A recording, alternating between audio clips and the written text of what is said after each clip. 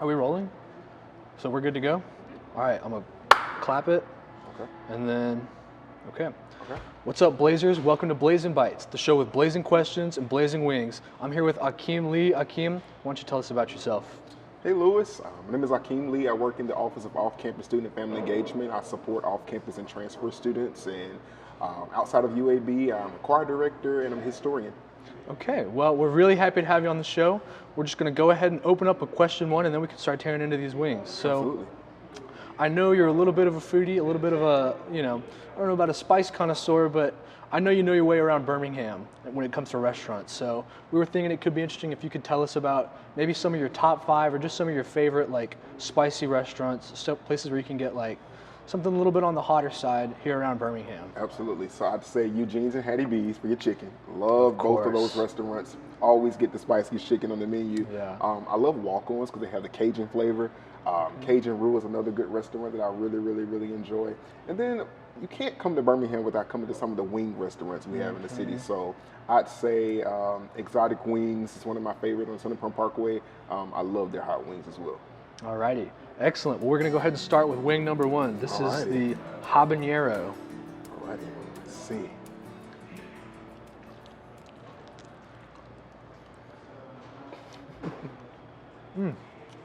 This is a tricky one. It's good. It's got a little bit of sweetness to it, you know? I really like it though. Yeah, don't feel obligated to eat the whole thing if you don't want to. You know, it's about just getting a sense for the flavor, for the palate, for the profile. With that, we're gonna move along to question number 2. Obviously, you said you're a choir director. Why don't you tell us a little bit about that, a little bit where you direct this choir and what you do with it. Absolutely. So I'm the director of a choir called the Birmingham Youth and Young Adult Fellowship Choir. It's actually a 501c3 nonprofit organization. And the funny thing about the choir is I started the choir about 2 weeks after graduating high school. Okay. So I've always said it's unique because a lot of the choir members have been in the choir for the full duration of the choir, so 8 years, but they've watched me grow up just as I've watched them grow up. Yeah.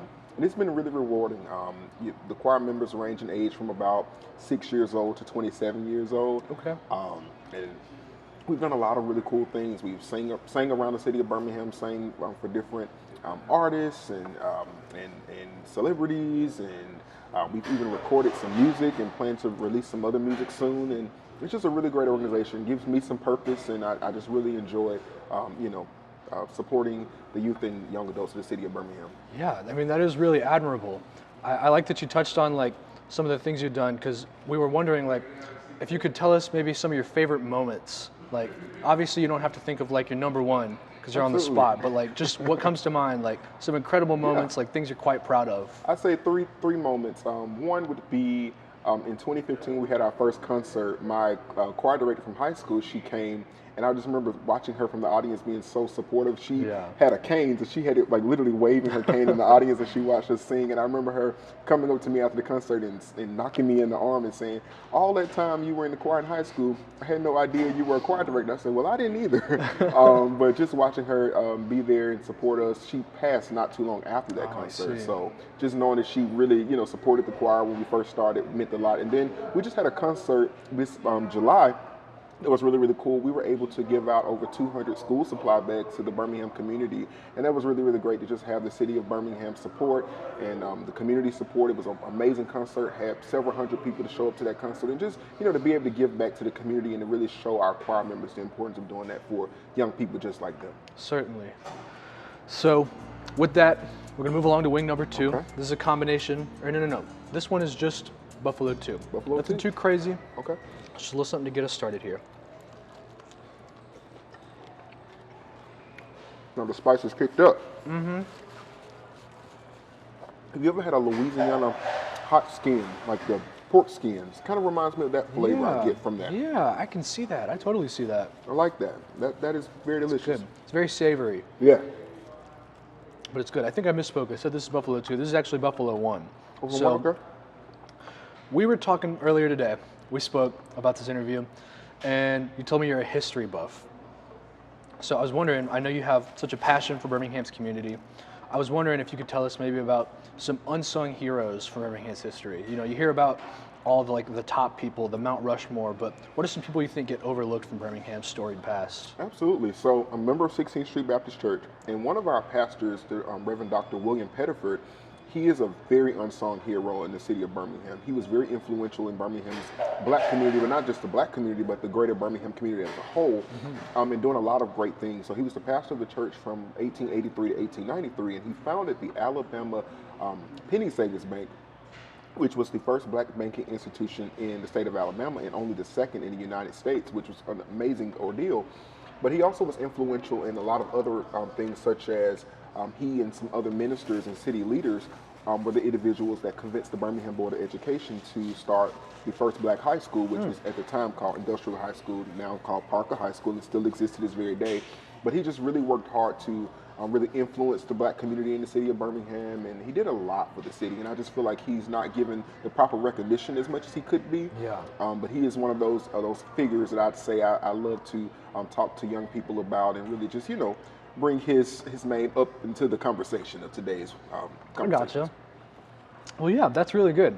We're going to take it in a little bit of a different direction here. Okay. We want to talk about your role here at UAB. Obviously, that's how I know you. Absolutely. That's why you're on the show. Absolutely. So why don't you just tell us a little bit about what you do here? Absolutely. So my title is the Off-Campus Student Engagement Coordinator, and I work with our off-campus students and our transfer students, one, in creating really engaging programs and events to engage them and make them feel a part of the UAB campus, but I also support students with off-campus housing. So if students ever have an off-campus housing need, or from needing off-campus housing to needing support and serving as a liaison and making sure that they are having a proper and positive living experience in their off-campus properties, that is my role, and that's where I come into play. And then I also teach courses here for our department, our retention initiatives, but specifically for first year experience courses, and that has also been a rewarding element of being a UAB employee.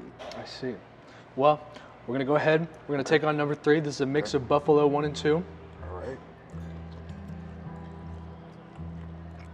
You can definitely taste it's stepped up just a little bit. I like it. Still kind of mild, but you feel that after kick. Yeah, it Definitely creeps in my up on throat. you. Yeah, I love it though. A little bit of a Trojan horse. You take that first bite and it's okay, but then the flavor marinates and it starts to really catch up with you. Absolutely. So, obviously, we just talked about your work with Off Campus. They do a lot of really exciting events. Yes. We were curious, what do you feel most excited for? Whether it be a year-round event that you just love building up to, or a new project you're working on. What do you feel like is most hype, at least, like on the off-campus calendar? Yeah, so one event I'll say we've done in the past, but I know we're going to bring it back, is our Adulting 101 event. But one of the sessions of Adulting 101 that we started doing last year was our Cars and Safety event. So we actually work with our UAB Mars office, and they bring in a car outside of the Hill Amphitheater, and students are actually able to learn how to jumpstart a car and change a tire. Okay. So they get to put to practice, maybe their family members taught them how to do it at an earlier age, but as you get older, sometimes you forget how to do things, or maybe you didn't have the opportunity. So that is a really engaging event. But then the other thing is always our annual off-campus housing fair. We bring in about 30 different apartment complexes to campus where they get to talk to our students, and a lot of our students are able to find their new home through their opportunities. So those are two of my, favorite events that I really look forward to doing. And then I say the UAB Black History program that our office partners with other student affairs departments to create. That is something I was a part of the inaugural committee for doing that in 2022. We had one in 2022, 2023, and we'll definitely be doing that in February of 2024 as well. Yeah. One of my favorite things about you is just I can just sense as we're sitting here, just your passion for what you do, your passion for this community and helping these kids just get all the resources they need, take advantage of all the resources they need. Thank you. So, we're just really happy to have you on the show. I appreciate it. With that being said, we're going to move it along. Okay. Obviously, you said you're involved with the 16th Street Baptist Church. Yeah. It was recently 60 years since the tragic bombing that took place. And there were some really big figures there, like Spike Lee, Ketanji Jackson Brown was there. And I know that we were talking about this. I know you were very excited to be in the same room as people like that. I was curious, if there's any other large names or influential people that you've gotten to share the same air as. Yeah, so I didn't get to go to the event actually. I ended up working that I day, see. but I Oh, did man. get to. And I'd say my participation was I got to help create the program that was for the service. But other people I've gotten to share air with, I'd say Bernice King, the daughter of Okay. the late Reverend Dr. Martin Luther King. I remember meeting her in high school as I actually gave a tour to the group of students that she came to the church with. That was really, really cool. I have met. I think some other people. Been in the same room with Joe Biden before he became the president. When he was still the vice president, he attended one of our anniversaries for the church founding back then. Sure, there's been other people. Judge Maybelline Ephraim, she's used to be on divorce court. That was really cool. It was so funny how I encountered her. She was walking up the steps in the church, coming from the restroom, and I was going down the steps, and she just looked over and waved at me, and I said, said hello. And that was when I was much younger, but I've met a lot of really cool, influential people over the years, and it has been a very rewarding ability to do that. Of course. Yeah, I mean, I can't imagine how exciting that must be. And like, Yeah. I know you've earned it because like, I just like in the research for this, like I've seen the work you put in. Like, I can just tell how much work you put in, how much passion you have for this. Absolutely. So, we're gonna move along. Okay. We got wing number 4 right here. This is Buffalo 2. Buffalo 2. It's gonna be a little bit spicier. Our penultimate wing. All right.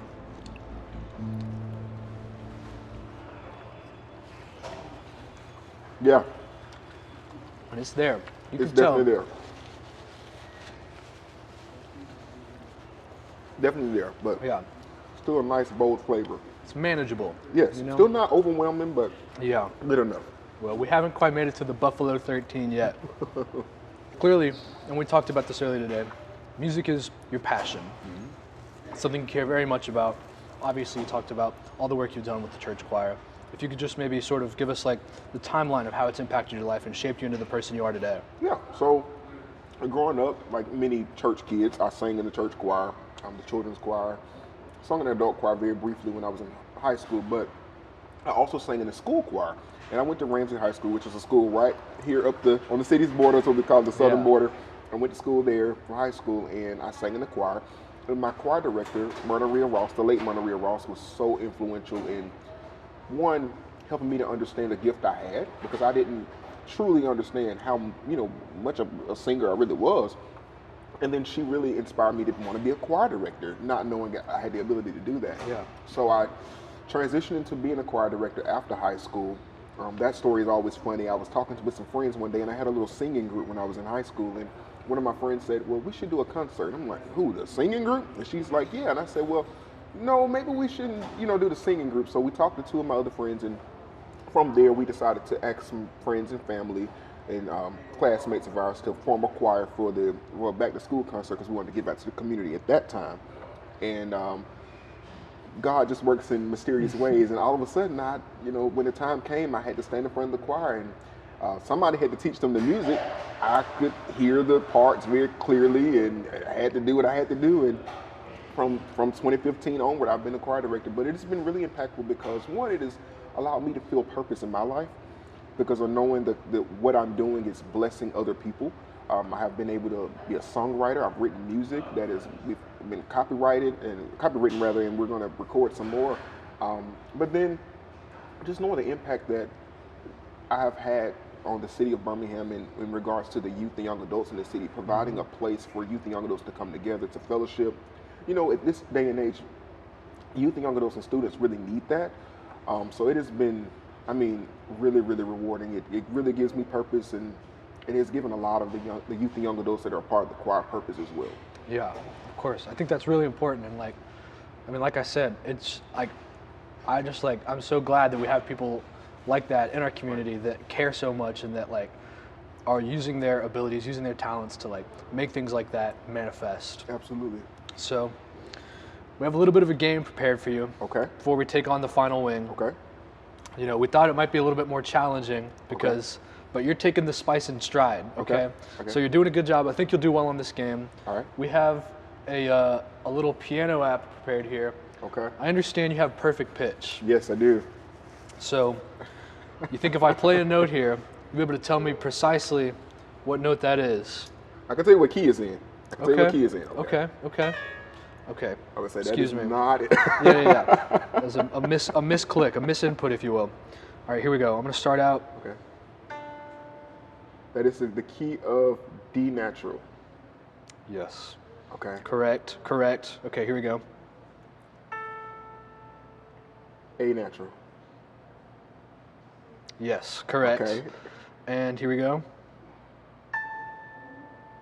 But it's still A natural. Yes, correct. Okay. Well, you passed with flying colors. Excellent job. We thought it'd be tough, but you smashed through it. Nah, I got that. We're ready to take on wing number 5, the Buffalo 13. All right. Good luck to you. Jalapeno included? Uh-huh. Ready?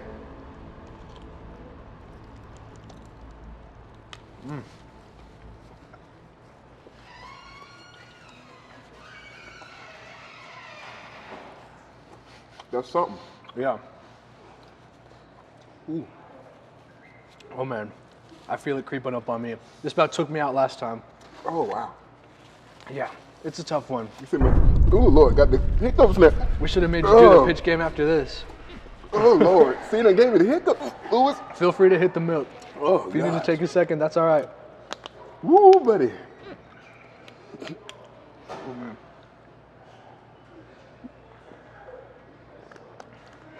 Yeah, That's interesting. it really steps. But I still you like can, it, though. You That's can the see the crazy jump thing. from 2 to 13. That's a huge jump. Yeah, That's a big jump. But it's still very good. it's an excellent flavor. Just got to be prepared for it. All the props to Chef Brandon. I mean, he did crushed it. Chef He knocked Brandon these out did- of the park. He did it. Uh-huh. Okay, so we're at the final question. This one's gonna be a layup. Okay. We talked about music. See, this is the part where I start to struggle too. Okay. We talked about music. We talked about how it's impacted your life. We just want to know where you're at now, who you're listening to. Give us your music recs. You have perfect pitch. That's got to mean you have some sort of authority on what some good music sounds like.